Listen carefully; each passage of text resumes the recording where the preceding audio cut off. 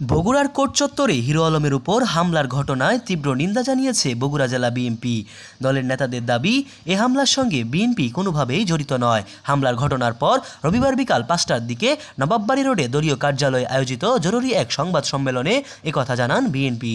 সংবাদ সম্মেলনে জেলা বিএনপি সভাপতি রেজাউল করিম বলেন, কোর্ট চত্বরে হিরো আলমের উপর হামলার ঘটনায় বিএনপি তীব্র নিন্দা জানায়। একই সঙ্গে হিরো আলম এই ঘটনায় বিএনপিকে জড়িত করেছে সেটির তীব্র প্রতিবাদ জানাচ্ছে। বিএনপির কোনো নেতাকর্মী এই হামলার সঙ্গে জড়িত নয়। ষড়যন্ত্রকারীরা বিএনপির সুনাম নষ্ট করার চেষ্টা করছে।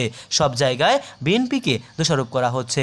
দলের ভারপ্রাপ্ত চেয়ারম্যান তারেক রহমান বারবার হুঁশিয়ারি দিয়েছেন যে দখলবাজ, চাঁদাবাজ কোনোভাবেই দল মেনে নেবে না। তিনি বলেন, হিরো আলম না জেনেই দোষারোপ করেছে, আমাদের দলের সম্মানহানি করার চেষ্টা করেছে। তিনি যদি প্রমাণ করতে পারেন এই হামলার পেছনে বিএনপির কোনো নেতাকর্মী জড়িত, তাহলে আমরা তাদের বিরুদ্ধে কঠোর আইনগত ও সাংগঠনিক ব্যবস্থা নেব।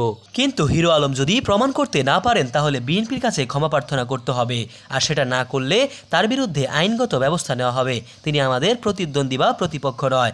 সংবাদ সম্মেলনে বগুড়া জেলা বিএনপি সাধারণ সম্পাদক আলী আসগর তালুকদার হেনা, কেন্দ্রীয় সদস্য জয়নাল আবেদিন সাদ, জেলা বিএনপির সাবেক সাধারণ সম্পাদক ফজলুল বারী তালুকদার বেলাল, ভাইস প্রেসিডেন্ট হামিদুল হক চৌধুরী হিরু, মাফতুন আহমেদ খান রুবেল, আলাউদ্দিন বাসেদ, সাংগঠনিক সম্পাদক শহীদুল নবী, একেএম খায়রুল বাশার, যুগ্ম সাধারণ শেখ তাহউদ্দিন নাঈম, কোষাধ্যক্ষ শাহাদাত হোসেন, দপ্তর সম্পাদক হুমায়ুন কবির সহ অন্য নেতারা উপস্থিত ছিলেন। এর আগে দুপুরে বগুড়া আদালত চত্বরে আলোচিত আশরাফুল আলম ওরফে হিরো আলমের উপর হামলা করা হয়। বিএনপির ভারপ্রাপ্ত চেয়ারম্যান তারেক রহমানকে নিয়ে কটূক্তির প্রতিবাদে কয়েকজন যুবক এই হামলা চালান বলে তিনি অভিযোগ করেন। মোহাম্মদ সায়েম সরকার, নিউজ বাংলাদেশ 64।